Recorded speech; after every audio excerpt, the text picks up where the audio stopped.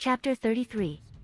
It has been 1 hour ever since my talk about the artifacts or noble phantasm that possibly could land in this world.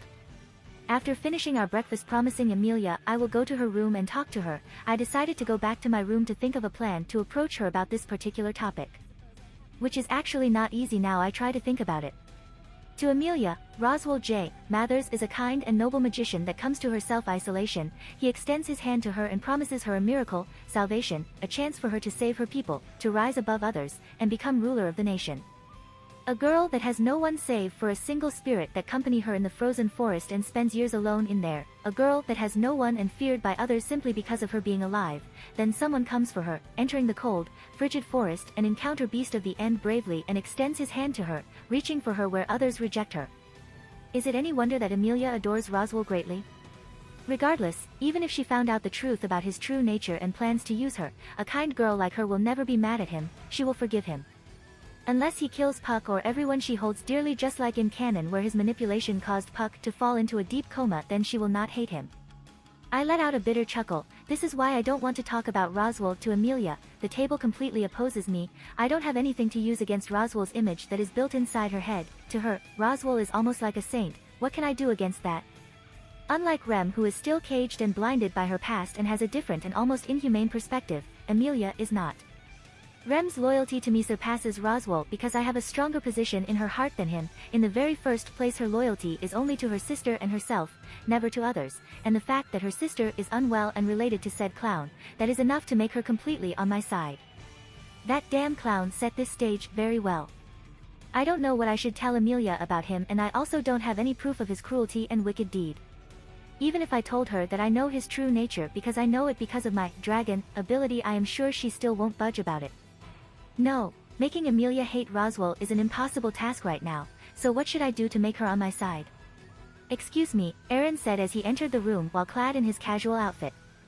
Emilia shoots a strange look at him. Why are you saying that? I already gave you permission to enter.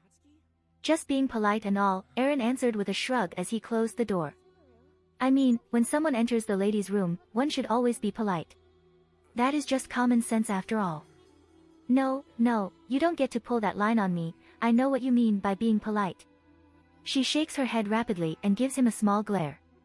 What I mean is, why are you being so polite? That makes Aaron blink.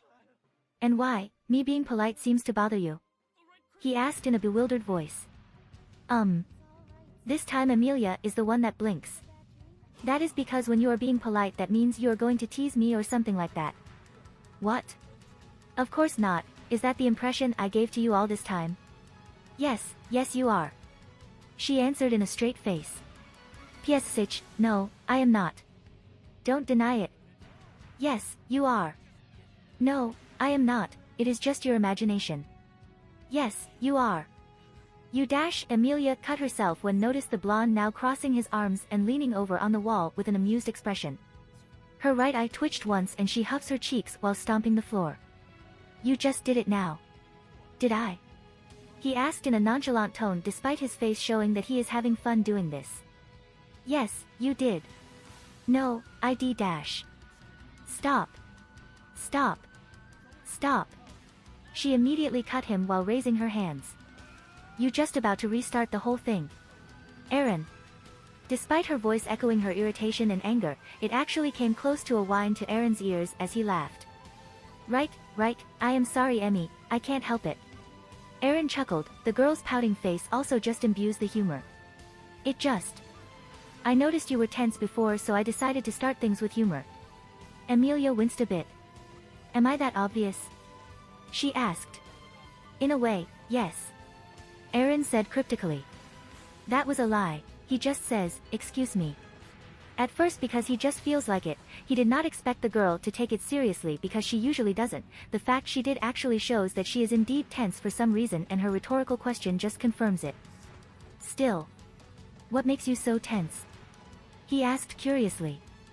Is there some kind of problem that he is not aware of? You are here, alone, with me. I don't know. I feel uncomfortable for some reason, but I don't dislike it somehow. She answered, but for some reason she can't bring herself to voice it aloud. In fact, she wants to bury herself down to the ground just thinking so. Emmy? What? She squeaked out, broken from her stupor. Aaron quirks his eyebrows. Are you alright? Emilia paused for a moment, then her cheeks tinted by a light blush and she cleared her throat. Nothing, yes, I am fine. She brushed away the question as quickly as possible and tried to calm herself. This isn't the time. Is that so? What a liar, but Aaron won't pry. It seems to be not a very serious matter after all. Alright if you say so. Emilia nodded rapidly and she walked across her room. While we talk, do you want some tea or water? She asked as she gestured to the pot on the table. A cold water would suffice, Aaron answered as he pulled some chair that was located near his position. He sat there nonchalantly and accepted the glass of water that was given by the half-elf. So, where should I begin, huh? He mused as he took a sip to the water. Maybe from the beginning. Emilia offered. From the first time you met Roswaal. She pointed. His animosity to Roswaal is not a secret anymore, but now looking back, there perhaps a reason why he hated him, maybe something occurred between them and she is not aware of it. Whatever it is, she wants to try to change his mind and opinion about the man. Despite his recent blunder, Roswaal is someone she thinks of as a friend already. He is worth protecting and she doesn't want to see Aaron and him keep fighting. So to do that, she needs to find more info first. Yes, perhaps, that would be good, Aaron nodded. However, why don't you try to take a guess first? The sudden comeback makes Emilia blink. What? Me? Trying to guess why you hate him? Indeed. The half-elf's lips curled and she crossed her arms. Aaron, are you trying to avoid this again? No, Emmy, I will tell you the truth and my reason. I will give you my words and I will not take it back. Aaron answered firmly. However, I want to hear what is in your mind regarding my hostility toward Roswaal. And why is that? Call it a simple curiosity. Emilia touches her chin and puts on a thoughtful face. Perhaps it could be a curiosity, however, she is sure it is not just that, there's something more. It clicked in her mind in an instant. You just want to test me, don't you? She asked in an accusing manner. That makes the blonde's lips curled into a smirk. Perhaps. There's no need to be cryptic, I know you do. Emilia sighed. Aaron always likes to tease her like that. Seriously, he loves to dangle things in front of her. You really are a bad boy, Aaron. That somehow makes the smirk on the blonde's face gone, his expression turned to flat which caught her guard off. Aaron? Never use those two words again. What? Why? Because some implication in those two words doesn't suit your character at all. Aaron deadpanned. It's shockingly suit your voice, however. He mumbled in an indecipherable tone. Right. Emilia is going to chalk this up to her Aaron's weirdness list and decide to not pry about it. Anyway, so my guess. She put a thoughtful expression and scrutinized her eyebrow. She was quiet for almost a minute before starting to speak. Aaron, your animosity toward Roswaal. I can understand if it was actually related to exposing you to the nobles and others. You are mad at him because you value your privacy very much and you also don't want to attract attention. And in a certain way, she can understand that. She wasn't one that liked too much attention due to her nature as half-elf. However, it is not just that, right? She asked rhetorically while meeting the man's analytical eyes. Aaron simply remained silent and gave her a stoic look, neither approving or disapproving her accusation. Emilia goes on then. It is personal, the moment you meet Roswaal, you already don't like him. You already hold animosity toward him. She sighed. That is actually as far as I can go. I don't know what else that possibly occurred between the two of you. She finished. Did I get it right? Aaron keeps his gaze on her with the same expression like before, neutral and plain. He still remained silent and for a moment Emilia thought she got it wrong, but suddenly he spoke, breaking the silence. Magician, that is what you called him. He started. In my world, we have another term for the magic user or practitioner, magus we called them. I thought at first that the magician in here is the same as magus from my world. He chuckled dryly, then his face curled into a dark expression. If they did, then clearly we need to do some evaluation in their rank to decide which one needs to be purged. That makes her frozen on the spot. Purged? What in the name of the Great Spirit is he? Aaron? She stuttered, taken aback. She was unprepared, the sudden shift of his demeanor. In response, he raised one hand in a gesturing manner. Let me tell my tale first, he said, and she nodded. Her expression must show something that made him almost falter for a moment before he sighed. Magus in a sense is a researcher. Those that practice magic or magecraft, something that is similar to magic in a way in my world, always prioritize knowledge above all because that is how they were taught. Information and knowledge is always the main goal of their existence, how to utilize magecraft efficiently. How to improve them. How to make a new one. How to apply them on a large scale. How long would they remain? And pretty much everything else. He lists them to her. She took the information with a nod and thoughtful face. So magicians are called magus in Aaron's world, and their main priority is to research and explore more about magic, or magecraft in his world. She needs to ask about this later, with the intention to utilize them in many ways. That is actually quite similar with magicians, while they are used in military and combat, but the research of magic is one of many things that become a necessity. She nodded at him as a gesture, and Aaron continued. The moment I found there is a magician branch in here, I immediately dug up all the information the royalty recorded about them. What's the purpose of their creation? Whose loyalty belong to? How does their structural system work? What achievements have they managed to gain so far? And pretty much something like that. Fortunately, I can safely say that the Magician Guild in Lugnica is not like the Mage Association from my world. True, there are some similarities, but the difference in the method and pursuit of their final goal is very clear. And what's the difference? Emilia asked curiously. The Magician Guild goal is to improve Lugnica, while Mage Associations is to reach the Akashic Records. She tilted her head. Akashic Records? Aaron made a pondering face for a moment before nodding. Indeed, to put it simply, imagine a place that records everything, literally. A place that contains all events and phenomena in the universe. Existing outside of time, it stores and archives information of all possibilities and events, past, present, and future, of the world. It is the place from where all souls, be it human, animal, demi-human, even gods, originate from, and to where they return after death.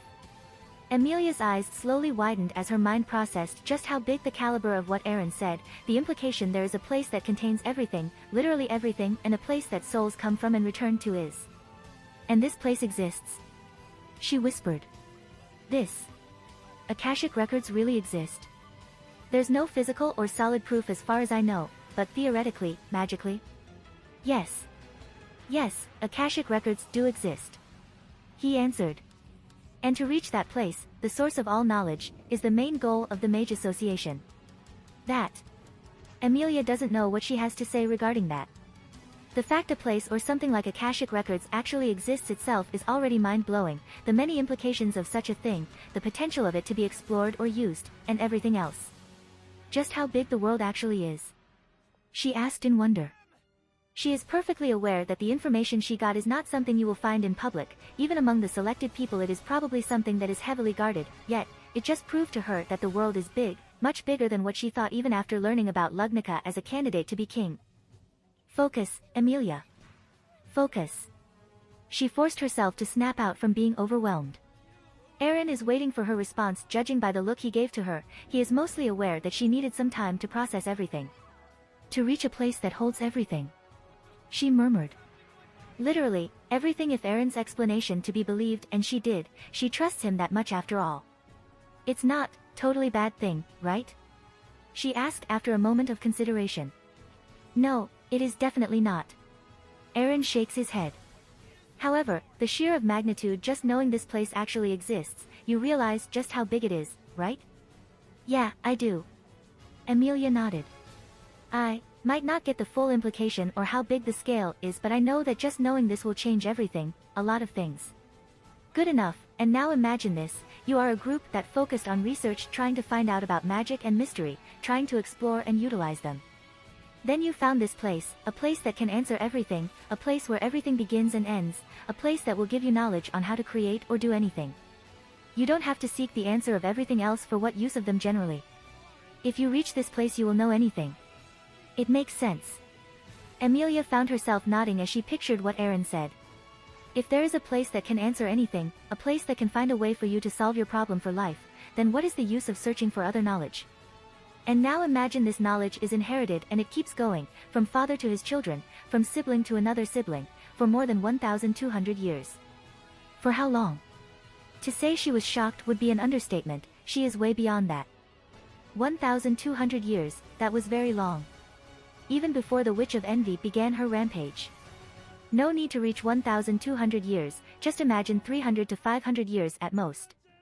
You knew this place existed, yet in 1/3 and nearly half of millennia you haven't found a way to reach it. In fact, you found more proof it exists, but somehow you can't find a way to grasp it. What you think is supposed to be simple and probably can be done in 2 generations becomes nearly impossible to achieve, and what's more, with every failure your path to reach it is lessened because the theories you built are invalid. You've dedicated your life, your money, your everything to reach it, yet you fail. You know it exists, you find more proof it exists as a matter of fact and they are accessible, but you don't know how. It is so close yet so far, it's like trying to chase oasis after spending years in the desert. Imagine the scale of that madness, the sheer despair they felt, the insanity to have something so close yet so far for a millennia. What do you think they would do to reach that place if they were given a chance? Anything. Anything. Emilia whispered. Yes, yes. She can see his point of view, even if she can't understand it, but at least she can imagine the horror and insanity that riding on them. Her brain immediately connected the dots as a vivid memory of abomination howled its madness to the world and her eyes widened, skin getting paler slightly. That thing, that thin Jin battle against Hakugi. Aaron nodded solemnly. It's an example of that desperation. He said. They go blindly, searching for answers in darkness, trying to find out the path to reach Akashic record. However, instead of finding a path or lead, they open themselves to a monster that lurks in the abyss. Once again she found herself lost in words. She doesn't know how to describe the situation she just heard. Terrible doesn't even begin to describe it. Thankfully they did learn at least from this. Aaron said with a grimace. Do not stray too much. That is what they got from this experience. Horrible it is, but they got useful data that the Akashic record can't be reached through a path to space, or at least, randomly searching in there is the same as inviting disaster. Thanks the spirit for that. Emilia murmured while holding a hand over her chest. And then? She inquired. And then they focused on the world. Kinda makes sense in a way, they found the proof in the world, so they should start from there. Thus they abandoned the project to search outside of their world and focus back to the inhabitants, animals, plants, people. Aaron continued. But it is not good either, desperation drives people mad, not to mention resources are limited. And if the previous method doesn't work, then maybe they should resolve to another that never tried. It keeps going until they break the boundaries, as long as they give results, anything you do will be fine. She doesn't like where this is going. The way Aaron phrased it. There's something ominous laid beneath those words. She thought about it for a second and a single word caught her attention. What kind of resources are we talking about? This organization or group is big enough to rival major kingdoms such as Lugnica or more given their history. The resources they used must be big then, and given they are an organization that focuses on magic-related things, it can't be measured by your normal standard. Aaron gave her a look, a dry smile plastered over his face. What else? Human resources. Oh dear. Human resources as in workers? No, human resources as in, human as a material for resources. He confirmed. Liver, heart, brain, eyes, organs, everything. Well, to say she is horrified would be understandable after hearing that. Using actual lives, people no less, for experiment, let alone a raw material like an animal to be slaughtered for food, is something that never even crossed inside her mind. But here it is, not just that such a thing is something considered to be normal, but if what she thought is true, then this is fine for them? She asked almost in disgust. Using people as materials to study to reach for. Not just fine, it is encouraged even. Aaron affirmed much to her further disgust. As long as you bring any results or something, it is fine. Emilia's face scrunched into an ugly expression. To use people like materials, much like animals, they are the worst. They almost like the witch cult. She almost spat, her fist clenched. Well, that depends, they can be better and worse in a few ways. He answered with a small pause. The similarity of the witch cult treated people as nothing but mere stocks or uncaring so much about life does fit with the mage association, however, do realize that in reality the latter actually hold them in a higher regard. He said. After all, resources are limited, so they can't just commit genocide or massacre so easily, they will punish you for that. While technically that sounds better, can that even be called treating them as people? No. They treat them like animals, cattle to slaughters and feed upon. But to be fair for the Mage Association, not all people actually so cold-blooded about disregarding life. They do possess a semblance of morality. I personally know a lot who won't let innocent bystanders be murdered carelessly. Aaron continued, and then he made a face. Meanwhile, from what I know about the witch cult so far, they just murdering people aimlessly, and they played with things that beyond their control. The grimoire who's summoning that thing to hear for an example, and from the kingdom's record, that was what they actually do so far, and nothing else. He let out a sigh. The Mage Association is more appealing, but mainly just because I can understand them in a way. Meanwhile, the witches cult? Not so much, and what differentiates both of them in my perspective is that understanding the Mage Association won't drive you insane, unlike Marvellow's case when he tried to decipher the gospel. Ah, yes, the tragedy of the Marvellow family. She had read them, one of the things she immediately investigate, something that she berates Puck endlessly about even until now for not telling her, after she know the existence of the witches cult, and Marvellow's family is a prime example of why trying to decipher what inside the witch cult's head was a very bad idea. Abe Fourth Marvellow was said to be very brilliant, a rarity that was born one of the 1,000, bringing the Marvellow clan to a golden age, and yet it was in his hand as well that brought the entire clan downfall. All because of trying to learn about the gospel so he could gain insight about the witches cult. Where are you going with this? She asked. You tell me about how bad this Mage Association is, and perhaps in some way, they are not as bad as the witches cult, but it doesn't change they are still bad. Like really bad. Any organization that encourages experimentation on living and sentient beings are not good by any means in her opinion. And while I am glad you told this to me, I don't see the connection of this information with what is supposed to be your problem with Rose. She trailed off as her mind connected the puzzle together. Magician is known as Magus. Magus made Mage Association and they are researchers. Roswaal is a researcher and magician, his family has been for generations. Ah, you get it, faster than I predicted. Aaron said almost in a proud voice. Let it be said you aren't stupid, you just lacking in wisdom. While she is happy to hear that from him, her mind is occupied by something else. Aaron, Roswaal is not like the Magus from the Mage Association. She exclaimed. And that is where I beg to differ, Emmy. Aaron said almost in a resigned voice. He looked tired for a brief moment. Roswaal is exactly like one of them, he is a Magus through and through, except his obsession did not lay in reaching Akashic record, just something else. And how do you know that? She asked sharply. What's the proof of your accusation? Her mind quickly tries to come up with a plan. If Roswaal is truly that horrible, then things don't look good. Knowing Aaron, the accusation he made must be nothing. Aaron said flatly. What? She asked in an equally flat tone, flummoxed by the answer. I have nothing. Aaron repeated. I have no solid proof of his deceitful behavior or anything that can be used save for his misdemeanor recently. Then you accused him as a horrible person without any proof? Anything at all? Yes. He answered. Emilia doesn't know what she has to say to that. So you're telling me that all your hatred and aggressive behaviors toward him are based on nothing? Nothing. The half-elf felt some ugly feeling inside her stomach after hearing his confirmation. It's like a feeling when one expectation was proven to be not just wrong but also epically failed. It's a disappointment. Aaron. She said in a sigh and sad look. Truly, this is supposed to be addressed soon, in an early stage, why didn't she? You. She trailed off when noticing the look he had, face stoic and still unchanging, yet his eyes, there's something in those eyes. Emilia admits she is not the best at reading people, but the way Aaron looked at her now is. Is this another one? She wondered about it briefly. Wait, he said he doesn't have solid proof, does that mean? What's your accusation based on? She asked. Aaron's face bloomed into a smile, a gleam of approval entered his eyes. My accusation is based on my instinct and personal experience. He answered. It was in reality equal to nothing. An accusation based on instinct and personal experience is something that possesses questionable validity, it is something that cannot be used as judgment. But that doesn't mean it should be dismissed, one needs to consider whose experience and instinct make such claims first. And Aaron's instinct and experience so far actually hit the point. In the last 3, almost 4 now, months ever since Emilia knew him, never once Aaron's instinct result in something bad or failed spectacularly.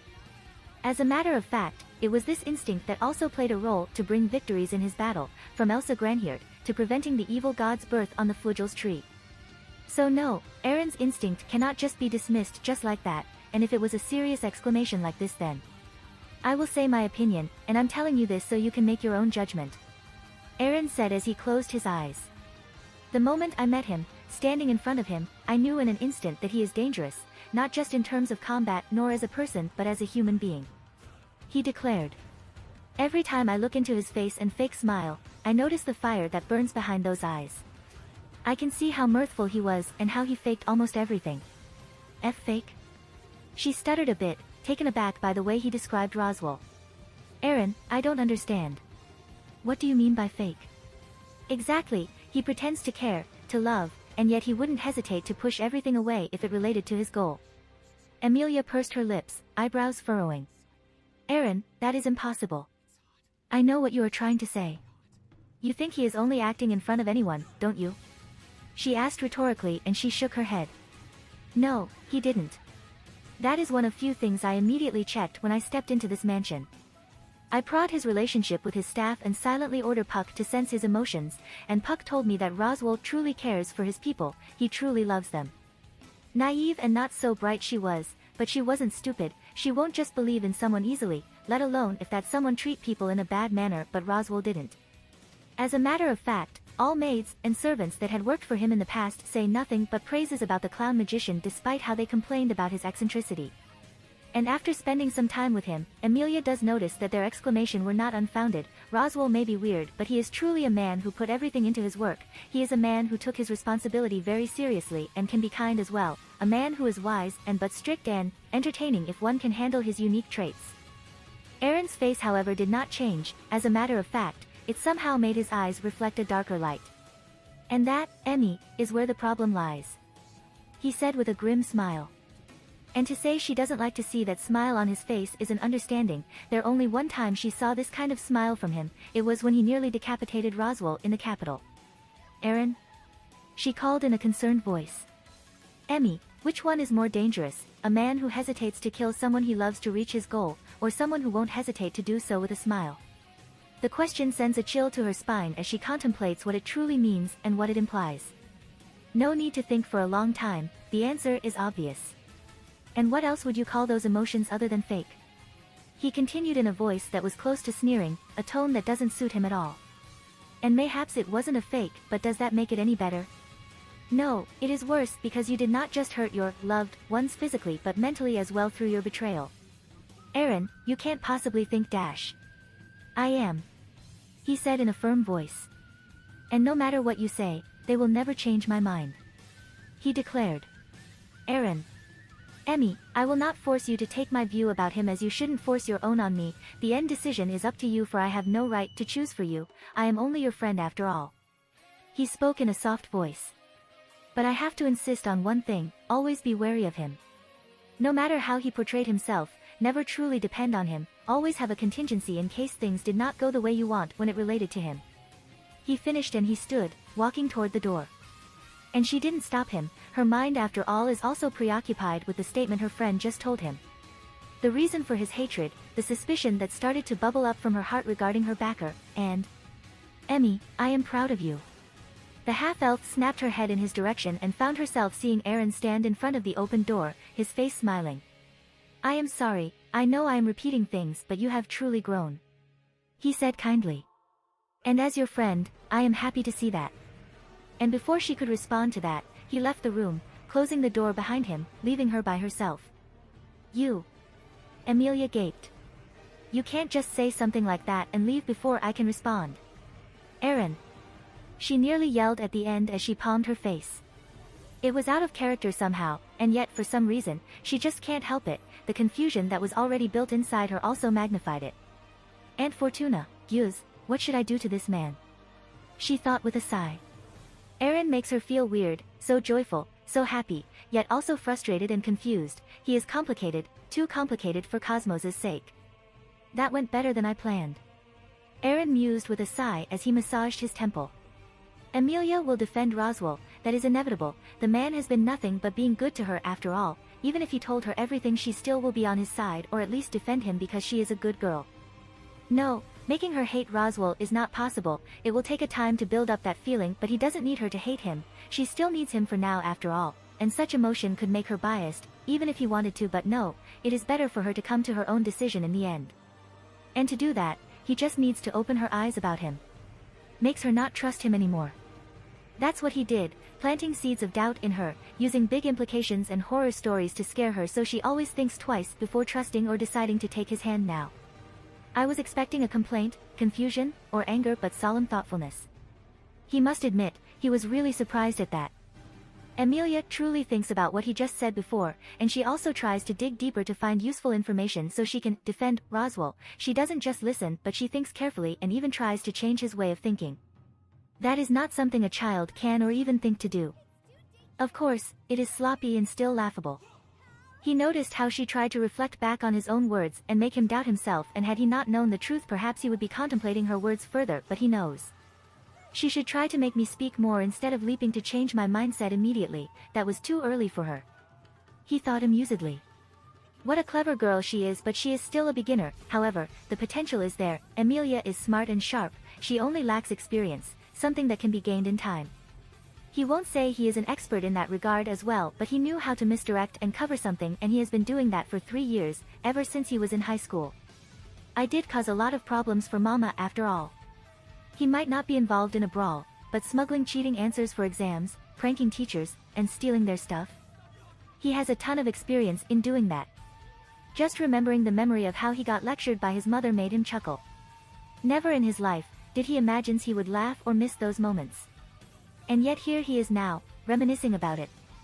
No, don't think about it now, focus, you have another one to confront. Puck and Beatrice have been waiting, and to be honest, he also has been eager to talk with them. Eager and dreadful.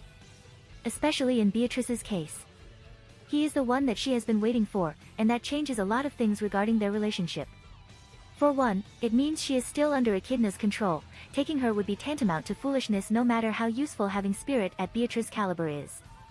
The last time he followed Roswaal's, and by extension Echidna, instructions because it was convenient, it ended with him trapped in this whole situation. So no matter how sweet and tantalizing the offer this time, taking Beatrice is not an option, not without putting him under the Witch of Greed's plan again. But, not taking her hand would mean all her struggle and wait for 400 years is for naught. Reading it is one thing, but seeing it directly. He let out a breath of frustration and sadness.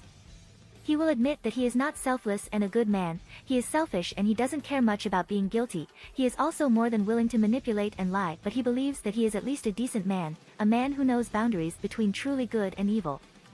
And there's nothing good about destroying a girl's effort that has been going on for 400 years. It doesn't relate to him, nor is he even truly aware of it, and yet does it change the fact he is involved in it now? Even if the role might be small. He can turn a blind eye to someone being beaten to the pulp or having their goods stolen, but this? The image of a little girl wailing in desperation and holding her arms up to a boy crossed his mind, and he closed his eyes, gritting his teeth in anger. Damn you, Echidna, damn you, Witch of Greed. He hissed under his breath. This is insane. Only truly uncaring people would consider abandoning her after knowing her plight and directly interacting with her. There's no choice here, either abandoning Beatrice to her fate and essentially killing her, or picking her.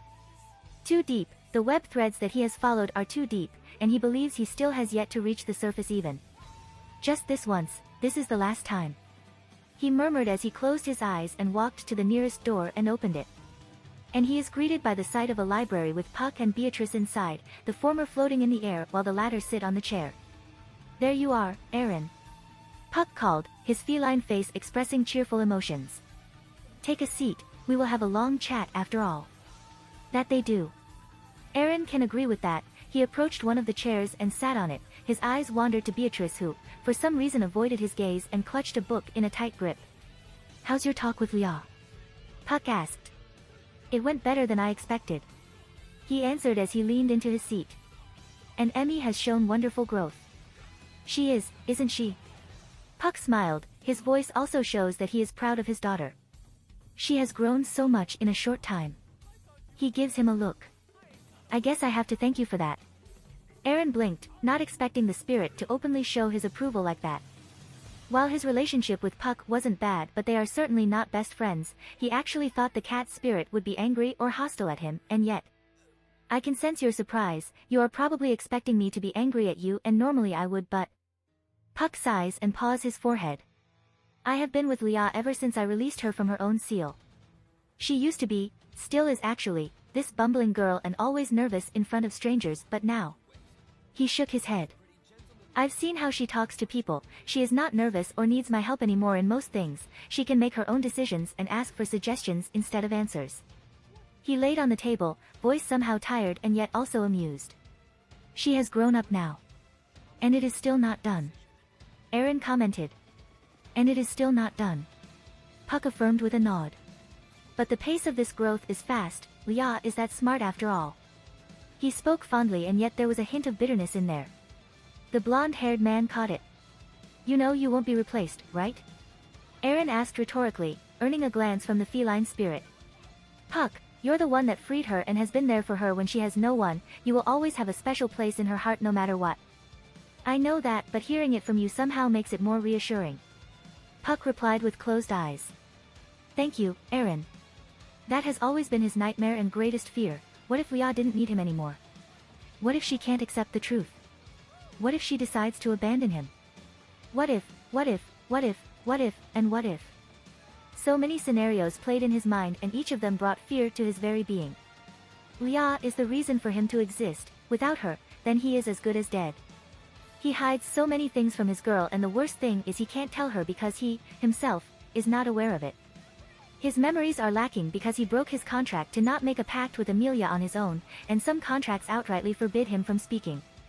Thankfully some of the memory is now restored. The light of the sword from the young man in front of him brought back things he forgot, and boy, when he remembered them, he was anything but happy. You're welcome. Aaron replied, his voice breaking him out from his stupor. The cat-like spirit shrugged. So yeah, make no mistake, I am not 100% fond of you, but you have been nothing but good for her and me. He said with a cheerful voice. And given you definitely still would be on Leah's side even if she didn't become a king, I think you more than deserve it. Aaron tilted his head. Puck can sense his surprise once again, surprise and uncertainty. You, sound so sure about that, about me would still be on Emmy's side. Puck shoots him a smirk. Aaron, you are cold-hearted but you won't abandon those that you are close to, especially given what you know about Leah. Pardon? Your coming here has been predicted by Echidna. Puck answered bluntly, earning a blink from the man. And she also said you will know a lot of things about this world, including everyone in Leah's camp. His relationship with Aaron is good. Puck dares to claim that despite the young man was used to be terrified of him but he no longer does and now came to truly respect and regard him as a friend. The artificial spirit himself also feels mutual. Aaron is someone who you can trust. Well, maybe not 100% given how he can just switch his attitude out of nowhere. His view of things is kinda weird. His epitaph as Two-Faced Knight by Ram is not without reason after all, but Puck is confident that Aaron at least has a good heart. The point is, they both already considered each other as friends, and given what Puck knows about him so far, it is actually better to be blunt when you talk with Aaron. And you are not surprised? Puck commented as he sensed his emotion. No, you are, but not about that. You are surprised that I decided to be blunt about it. He said amusedly. That I am. Aaron admitted with a pinching face. Not like I mind though. He let out a sigh. Yes, I admit, before even stepping into this mansion, I already knew about all of you, the general of your history, and everything else. Everything? Beatrice asked, finally speaking for the first time ever since Aaron entered the room. Her grip on her book tightens a bit, and Puck senses a myriad of emotions raging from her. Well, not exactly everything. Aaron said with pursed lips. A few pieces of information are inaccurate from what I know. He told them. In a way, you can say I received a vision about you all. A vision?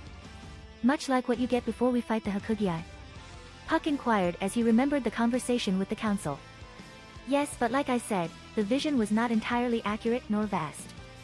For one, I never saw there would be a second prophecy that specifically related to me, and I also don't have any knowledge of Echidna would be aware of my coming. I just put that fact together recently. Aaron ruffled his hair and Puck can sense he is frustrated. And said vision is also limited only to a few things. I can't fully control what I see. But you knew about us from the beginning. Puck commented, eyes narrowing. You know about the maids, Leah, Betty, and Roswaal. Yes. And that is one of the main reasons why I agreed to come with Emmy in the first place. And why is that? Because all of you are going to die if I don't. He said bluntly. And I will not let you all die. He added with a sigh. Us? Die? Puck narrowed his eyebrow. Bluntly speaking, I think Leah and I will just do fine with Dash. She will die, either on the hand of Elsa Granhirt or the witch cultists, and then you will go on a rampage to destroy the world. Aaron cut him in a cold voice. Puck's brain goes blank after hearing that. After a moment he blinked and gave him a look. Sorry, Aaron, what did you say again? Aaron raised one of his eyebrows. I said, you will dash. No need to continue that. Beatrice chimed in. Bubby can't listen to you, that was part of his contract. Aaron turned to her with a ludicrous look. What? Oh, did he say something that broke the contract? Puck asked Beatrice, who nodded. Well then yeah, sorry Aaron, whatever you said before, I won't be able to hear you. The contract forbids me to be aware of it. Aaron stared at the small spirit that could bring ruin to a continent just by existing if he was willing to. Are you telling me that he isn't aware he would destroy the world if Emmy died? He screamed inside his head. How's that even works? He asked in ludicrous. You didn't know about it? Puck tilted his head questioningly. No, like I said, my vision is limited. Aaron sighed. Well, I made a vow to Echidna that I wouldn't make a pact with Leah on my own. I broke it in the past to fight Meliquera, and as punishment part of my memory was erased. I know that much, not the exact details, but what caused your memory a mess, but still. He turned to Beatrice. Are you aware of the condition I just spoke of? Yes. Beatrice nodded. However, Betty can't say it to anyone who doesn't know. Mother made me vow as well. So if I tell Leah about this, then Beatrice can confirm this for me and what? What good would it be for Emilia to know this? Value her life more. She is not Subaru, she values her own life. Such a thing is not necessary, and in fact it could just burden her. Great, another fact that wouldn't be useful in the present time. Well, this confirms that Echidna already has a plan for Emmy. Aaron thought with a scowl. And it also explains the sudden change in Puck's personality and attitude. He added internally. One of many things that are vital in Re-Zero, memories play a factor in the setting. From Gluttony's power to erase people's existence to Emilia's memory block, and in the if scenario where Ram and Felix become unhinged after losing their memories about Rem and Crush. True, Puck himself appears to be cold and uncaring to others but doesn't look like an entity who would just kill everyone after Emilia's death. Or maybe he would, but he won't just coldly murder someone that was close to him, Subaru to be precise. The boy was close to him after all, and Puck also took a liking to him. So whatever memory block that was put into Puck made him less cold maybe. Or less uncaring. Wouldn't that be a good thing in the first place? No, that was incorrect. What if whatever blocking his memory actually also stops his utter obsession with Emilia, thus rendering him communicable in the very first place? So many things, so many scenarios, yet there's not much information to validate them. He banished that thought. It was something to think about later, not now. Thank you, Beatrice-san. He said sincerely. Beatrice's eyes widened a bit and she quickly looked down, avoiding his gaze, cheeks tinted with rose colors. Okay, what was that? Aaron thought confusedly. In any case, you do know about us, no wonder it was very easy for you to win everyone's trust. Puck commented almost in a jibing voice. How very manipulative of you. He almost sneered in here while giving a glare to the man. What I did only to secure a better tomorrow. Aaron replied in a stony voice. Because without me, all of you will be dead, none of you will survive. I have seen the future, Puck, I have seen what is waiting for you, Emmy, and everyone. Argue however you like, but the results are clear, and the path I choose is also noble in nature. I don't think there's a single thing that is noble in manipulating people like you. Puck thought darkly as he glared at the man in front of him. And yet he is correct, in technicality. He agreed reluctantly. Puck had sensed Aaron's emotions whenever he interacted with the people inside this estate through unbiased view. All of his emotions are genuine, he didn't show everything, yes, but there's no single malicious intention in his act. And now he has his memories partly returned, knowing Aaron is actually aware of most things about them but still decides to extend his hands to them is in a way, shows that he is indeed a good person. Noble in a way and yet also not. Two-faced knight indeed. Puck noted annoyedly. In a way, Aaron reminds him of someone that he knew but for odd reasons, he can't just put it in his tongue. I will give you credit for that, you are actually being honest to us after all, you only hide things. he said with crossed arms. He has a problem with it, but as long as Leah is safe, everyone is fine as well, then that is all that matters for him. Aaron turned to Beatrice, eyes inquiring, and Puck sensed there was uneasiness from her. It doesn't harm Betty, I suppose. She speaks in a low voice. Betty has no problem with it, as far Betty knows, you didn't bother me that much as well. Thank you. Aaron replied, he sagged in his seat and exhaled a sigh. To be honest, knowing that someone is aware of it is helping, in a way. He admitted reluctantly. It didn't do a thing to be honest, as a matter of fact, that information shouldn't be shared with in the very first place, it made him look manipulative and bad. Aaron himself knows of this judging from his raging emotions, but Puck also can sense one small feeling that exists beneath that storm. Relief. For an unknown reason, Aaron feels relief that somehow he knew about this. Puck only can come to one conclusion why he feels so. He feels guilty, burdened by this, so having us know about this relieves him in a way. If there's any doubt that Aaron Pendragon truly was only trying to help them, it was banished by this revelation. No bad person would feel guilty about this, most of them would feel they should owe him, and technically they did, instead of feeling bad about it. I don't understand you, Aaron Pendragon, you are not a good man yet you act so honorable sometimes. But at least I know this, you are a good friend. Puck concluded as he stared at the young man that looked stoic despite the raging emotions beneath his facade. Wait, Puck, if you remember things now, and I assuming Emmy also do, what happens to the block you put on her? Aaron asked immediately, voice tinted with a concern. As far he remembers, the block that Puck put made Emmy get identity crisis due to memories that overlapping and blocking each other. You don't have to worry about that. Your sword dismantles that block already and it also recovers her memory. Not only that, the light she saw. Puck's eyes seemed to be in a daze for a moment. That light is gentle with her. Leah won't remember everything in an instant, but piece by pieces, he sighed and pawed his face. I put that block to prevent Leah from being stressed, but seeing her now, I guess she is ready to remember about her past. He said fondly. Again, I have you to thank, Aaron. You have been nothing but being a good friend for Leah, really, I owe you a lot for this. Aaron made a surprised face again. It is true Puck already expressed his gratitude before, but he still didn't expect him to be acknowledged so much like this by the spirit. It feels like getting approval from your friend's parent or something like that, which is actually what happens here. Feeling small warmth on his cheeks, he cleared his throat. I guess if you put it in that way. I will hold you for that then, Puck. I know you will, you selfish jerk. Puck said with a good-natured sigh. This guy will work him hard in the future, he just knows it. Hey now, that was uncalled for. To ask for a favor after helping so much is just common sense. I hate the way you use that words, somehow you make them sound normal while in reality, they are not. Aaron laughed lightly at the cat's accusation. In any case, I believe this is my turn to ask now. He gives a look at the cat spirit. What does Echidna say about me? Not much to be honest. Echidna only says, one day a man with the blood of the dragon, carrying the holy sword of the world will arrive in this world. He will approach both of you with knowledge that is not of this world, knowledge of the past and the future of the people you generally know, and he will save the world. He recited. Aaron stared at the small cat, waiting for him to speak more, and yet he didn't.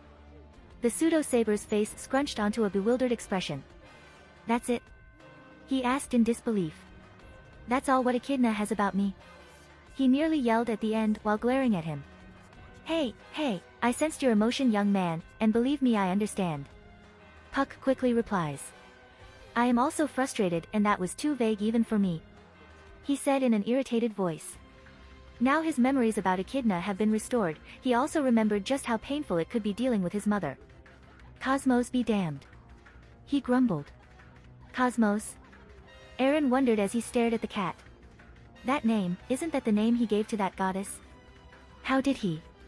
Same for Betty too, I suppose. Beatrice commented, cutting him from thinking further. Mother is always like that, speaking in riddles and everything. She held her head in an exasperated manner as if remembering her antic. I hate that witch. Aaron grumbled darkly. If I meet her, I will bash her with the said holy sword, you can count on it. Good luck with that, she is already dead. Puck commented in a bitter and dry voice. Then he sensed a bunch of emotions, bitterness, anger, and eagerness, from Aaron and his eyes widened. Normally he would dismiss it, but since Aaron possesses knowledge of the future and the past.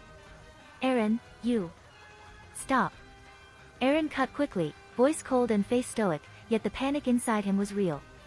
Not another word, Puck. We will talk about that later, alone, for the good of everyone. Puck narrowed his eyes. His first instinct was to demand him to explain more, but the frantic and panicked emotions inside the boy were surreal, and given what he was supposed to know, then it is possible could be a bad thing. Unfortunately for them, Beatrice is not stupid. What about Mother? Beatrice chimed in. What do you know about her? She asked Aaron immediately, voice demanding. But then she shrunk a bit when the young man turned to her with a look, something that he noticed as well. What's with her? Aaron thought curiously. He has a guess, but I don't think it matters. He replied, and this time Puck knew that he was lying just from his emotion. Sorry, Beatrice-san, this is something that is similar to Puck's case, you won't even notice it if I said it. Beatrice glared at him for a moment before she gave a look to Puck. Since you have helped Lia a lot of times, I guess I can help you once, sorry Beatrice. Puck thought with a sigh internally. He doesn't have any malicious or anything weird, Betty. He lied smoothly. If Bubby said so then.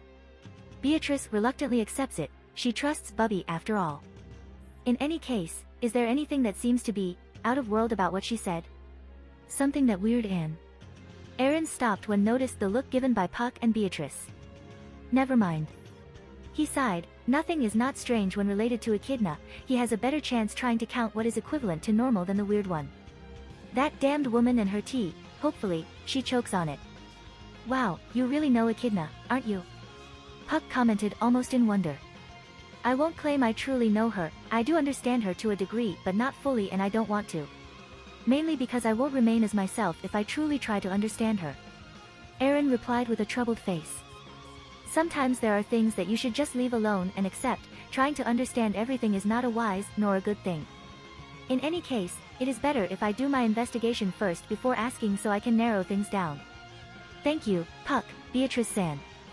You're welcome. Says Aaron, is there anything that I should know for Lia's sake? Aaron put a thoughtful expression. Well. Bubby, can Betty have some time with him? Beatrice cut in, voice uncharacteristically soft and a bit meek. Puck turned to his sister, the stoic and unexpressive emotion wasn't in her face anymore, she looked so fragile and soft now. And given what they both knew about Aaron Pendragon, it just makes sense, Beatrice has been waiting for this moment for a very long time after all. Alright. Puck said kindly. He turns to Aaron. We will talk more later, just us. For now, my sister has something to say to you. He informed him. Oh boy. Alright then. Aaron said with a nod. Thank you, Puck. The cat-like spirit nods and starts to float away, he gives his sister one last look and offers her a nod as well before leaving. Aaron turned to Beatrice, and the small girl clutched her book tighter, face tilted downward, avoiding his gaze. Gospel. He noted. That was her gospel. Is there anything you want to say, Beatrice-san? That was just a courtesy. He already knew what she wanted to say, what she wanted to talk about. The twin-tail-haired girl looked up to him, her butterfly-shaped pupils meeting his greens. Her stolid and stiff face melted into a hopeful, fearful, and joyful expression. You. Beatrice's voice is low and uncertain, shaky, yet she pushed on. You know of Mother, of Bubby, then you must know about Betty's too. I am, yes, the very moment I meet you in this library, I know who you are. Aaron confirmed. Then, you must know, you must be aware of, the contract. She rasped out. You, are you? She stood up, one hand holding her book, and the other stretched to him. Aaron closed his eyes and let out a sigh through his nose. The sheer desperation and sadness, the hopeful yet fearful emotions were very clear in her voice and face. And yet she keeps going on, to reach for him, to reach the man that has been talked about by her beloved mother. Are you? Betty's they? To reach the contract that has been gifted to her, to reach for salvation that has been promised to her after 400 years of loneliness. Make canon, this happens before Aaron and company travel to the capital for royal selection cooking lesson with Aaron Pendragon. Or not. Alright, since we will be gone for around a week, I will teach you a simple recipe that is guaranteed to be edible yet also delicious. Aaron said as he stood in front of Ram and for some reason donned an apron. Ha, debatable. The fact Eren-sama can cook itself is already doubtful. Ram said with a mocking expression. Well, I am not an expert for sure, but I can cook at least, not only steaming potatoes. Eren replied with his own mocking face. Saying you can cook if all the foods taste disgusting and only edible doesn't count. Oh my, is that a judgment already? At an early stage. My, be careful there, Ram-san, you might have to pull your words at the end, and wouldn't that be shameful? Ha, is that how Eren-sama interprets it? Ram only said a fact, never once Ram make a judgment, a food that is edible but has no taste is no food at all, it was merely a nutrient. By that logic then. Okay. Stop. Both of you. Emilia chimed in, face showing exasperation. This is supposed to be a simple observation or see how Eren cooks. How did it even turn into another argument? Well, obviously it is not my fault. Eren said, crossing his arms. And it is certainly also not Ram's fault, Ram only speaks a fact after all. Ram also commented. Oh. Is that how you called it? Eren shots. Is stating a fact forbidden now? Ram isn't aware that such tyrannical rule has been established in this house. While stating a fact is not forbidden, there's such a thing called tact, and you certainly just crossed that line by using that tone of yours. Oh. Ram's tone. Ram failed to see what is wrong with that, she has a beautiful and dash. Hey. Stop that. Stop doing that. Ram. Eren. The half-elf immediately interferes, again, she sounds tired doing that judging by her face and tone.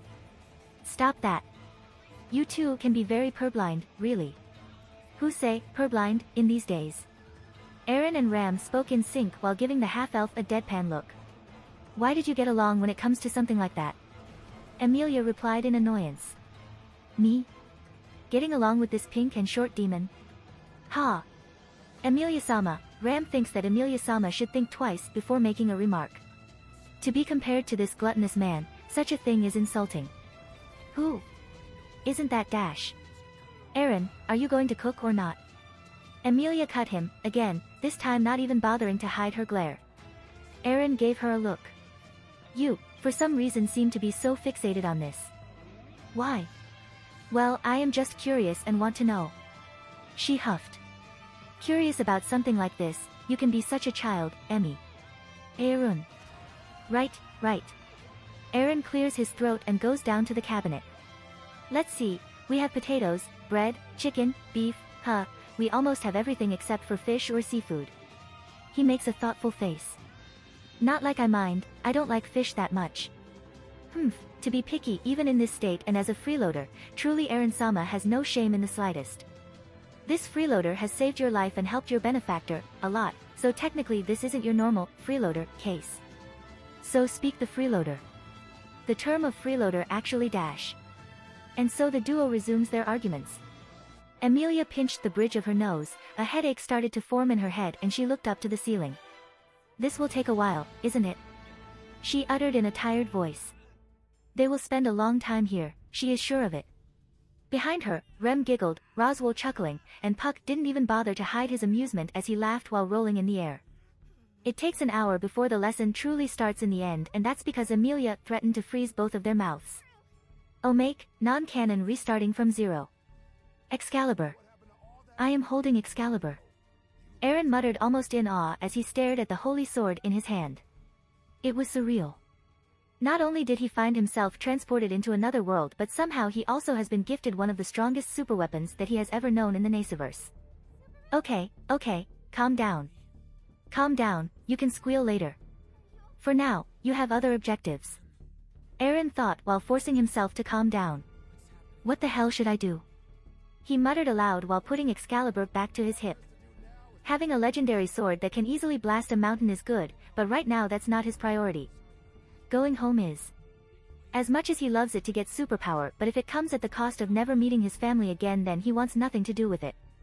His mother, father, and little sister are probably waiting for him now. Information. He muttered.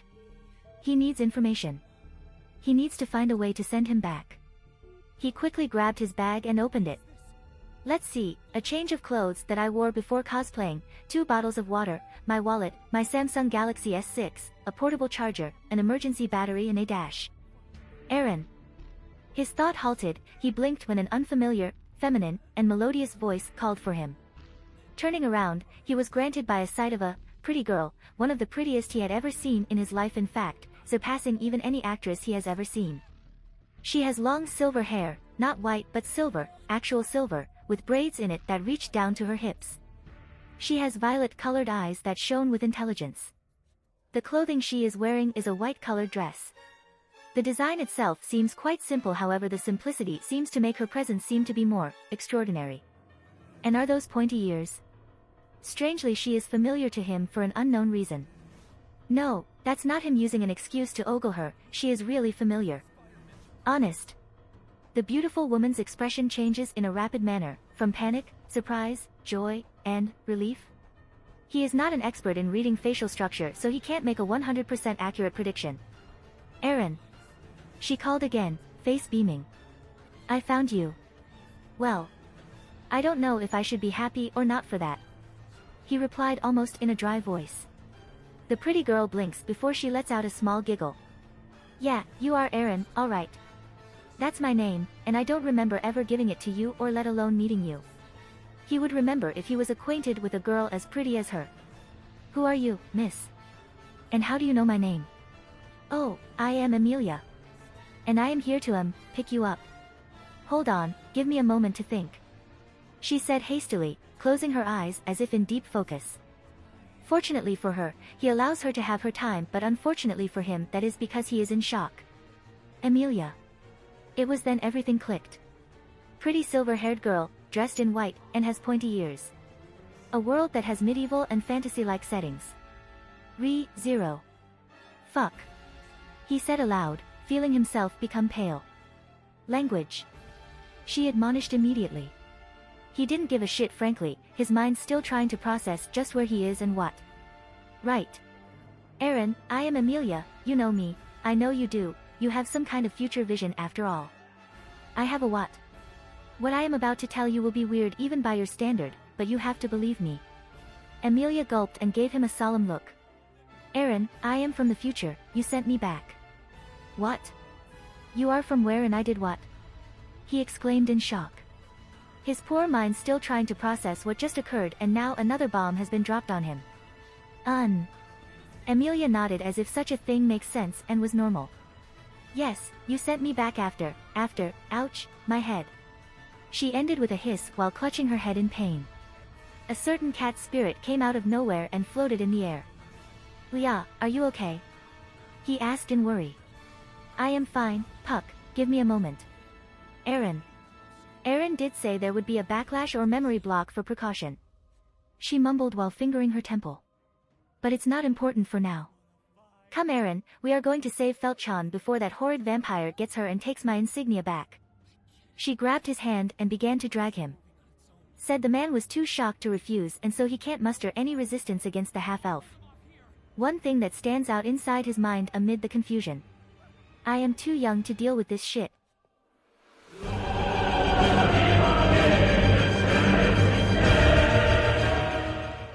If you like this content, don't forget to like and subscribe. See you later, bye bye.